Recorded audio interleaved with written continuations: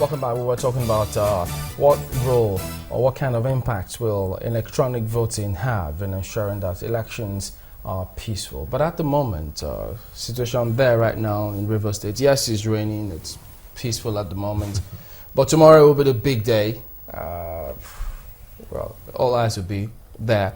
But you know, the thing about this is not the governorship elections. Yeah.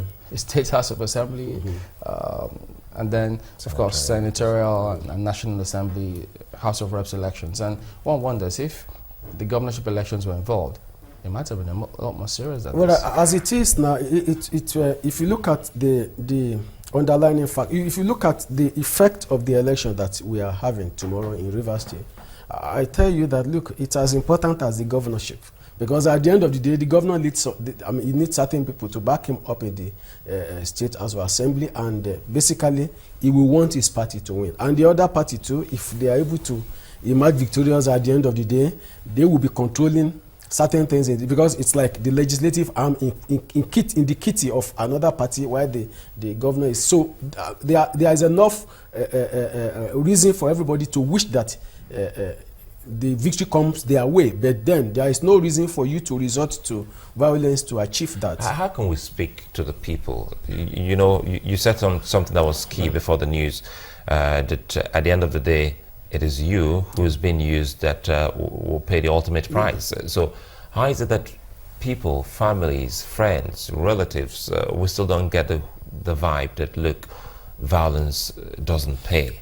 Well, is it like the proverbial crippled man who is carrying a load on his head, and you look at the load, the load is bending. It tells you, look at my legs. You see, there is this plan that has been manifested years in, year out by our so-called leaders.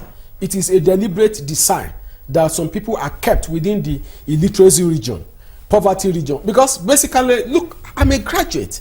You're a graduate. You really find people that are doing very well for themselves in life, being involved in all of this. Apparently, it is the making of the state itself. If you still find people that could resort into some of these things to make ends meet, then definitely the state need to ask itself, are we doing enough?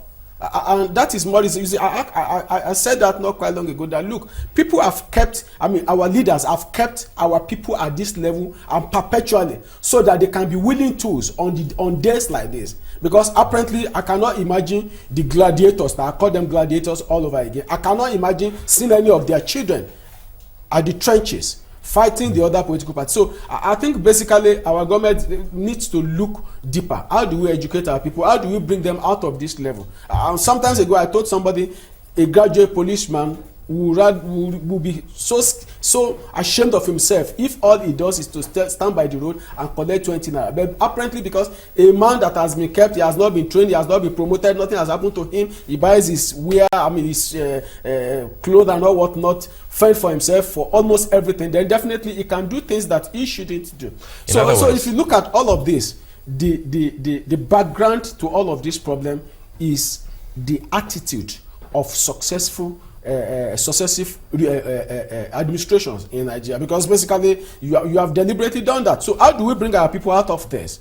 It's a very major question. It's not just about the rerun in Rivers State, because you keep asking. I said something. I said it will appear as if the dog has gone back to its vomit. We used to talk about militancy at a very alarming scale some times ago. There was this policy of government which was to withdraw all the arms and a lot of things. But then you imagine that when election arises, people still talk about former militants.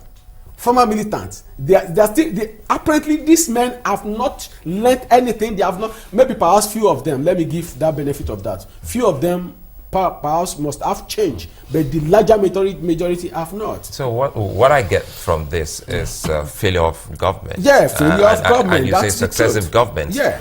It will seem as if, from what I also got from you, a kind of deliberate policy. Deliberate policy. So that you always have willing tools to use. And it's turning all of us on our faces, because if you imagine, look at how much money people siphon, took offshore out of this country, money that can build the country, that can make people live more meaningful lives. go down to all these places that we're talking about, especially in the south area. Despite all of these things that they produce, you could see that the standard of living there is abysmally terrible. So, and look, what do you expect them to do? These guys, because they couldn't go to school, a good number did not attend school, they don't have anything, all they do is they wake up in the morning, they want to, where is the office of Shell, where is the office of Chevron, and if those things were already taken away from them, okay, we are willing tools. Who wants to use us again? That's the truth. You know, what do you think we should do to make our electoral process a lot more transparent? Well, I think basically INEC itself must be up and doing. There is no way you can rule out that fact because publicity-wise, I think they have not even done enough now. That's the truth. And you imagine that we are having these elections, this rerun in Rivers State. Why do you say they've not done enough publicity-wise?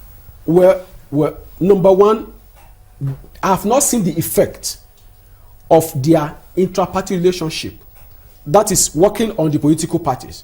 Because if we look at all these 8 statements that are credited to the political camps, then apparently the relationship, INEC owe a role, I tell you that role, a role to ensure that the conflicts are brought to the barest minimum.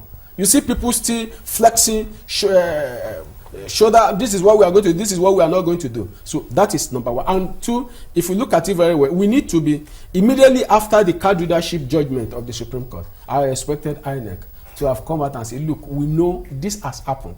These are the plans that we have in the offing. So that people can be well aware, because we are into this crisis mainly because of the card readership of a thing. Because perhaps if the card reader had worked the way it should, and the court affirmed it, then possibly people will now look at it as, look, let me get people that will vote for me, rather than looking for talks that will help me to snatch ballot boxes. So apparently INEC ought to have come out to let us know, reconciling that judgment. How do we now cope in Rivers State? Now we have the voters list.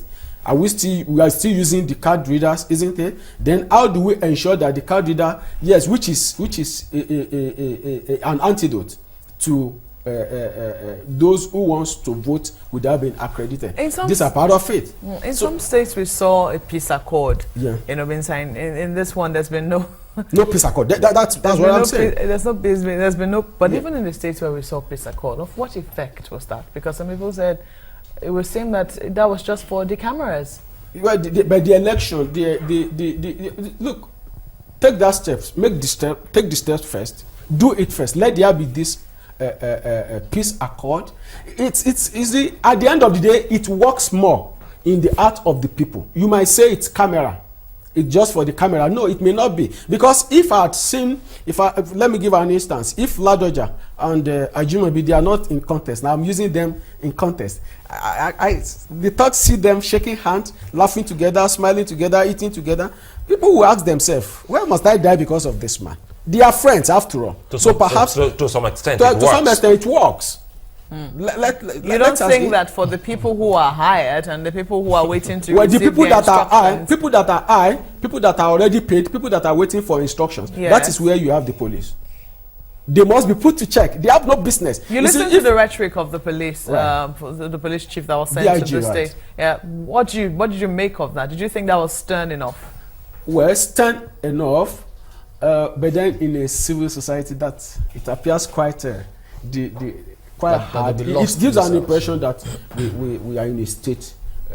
We are in a police state. That's one impression. But beyond that, look at the message itself. I think we should look at the message, not about the language used. The message is, we are not going to tolerate whatever will mar this election. What I'm saying is, do you think that would deter those who intend to commit violence? Because that language was supposed to deter them. He says, we're not begging you. We're telling you that if you do this, we will apply the law. That's what he said. For a man who has made up his mind, a man who has been paid. The problem is, like somebody said, they are paid to do this. They are paid to do it. And some of these people, they are not as they are human beings, but they are the unthinking. They are like unthinking animals. They are not looking at the prospect. They are not. They would have succeeded. You can imagine a man who looks at his friend, somebody he knew years back, and you just approached him and you chopped off his head and all whatnot. These people cannot. They are the unthinking animals. They are no longer looking at things from the angle from which you and I sees it. So I think basically, it's wonderful. The message. Yeah, will go to an extent, and if they really stand by what the DIJ has just said, then these people, they have no business with elections as well. I mean, the talks, so they should be taken away. Yeah, but what about all those cases of electoral offenders? What has happened to them? So if they look at those like the electoral offenders that were caught in Ekiti some times ago, they were caught with AK-47. And at the end of the day, the excuse was that they were going to hunt for bat. So I think basically, let's give this the current IG of Inspector General of Police the benefit of doubt that the cases will not go, or the allegation, or whoever is caught, it won't go the way it used to be in Nigeria. I think it's only then that people will know that, look, it's a serious. You remember something happened in Imo State some time ago? Is a senator. His junior sister and all whatnot, they were alleged to have been caught doing what they shouldn't do. Nothing has been heard of it, and that is where we need to adjust our law. We need to look into it very. Yes, I know that the criminal code, the penal code in the north, has some provisions that forbid you from doing some of those things, but then we need to bring all of these things out, because without the EFCC Act, nobody will know that. Because after we are talking about in the EFCC Act, they are just those things like bribery and corruption. I mean, bribery, taking what does not belong to you, using peddling influence and all whatnot. But then EFCC Act brought it out as if it's bigger than what it used to be. So an electoral offences act will bring out all of this in a better dimension for everybody to see. All right, well, we'll take a quick break. We'll have one more thing before we conclude the show, this segment. Don't go away.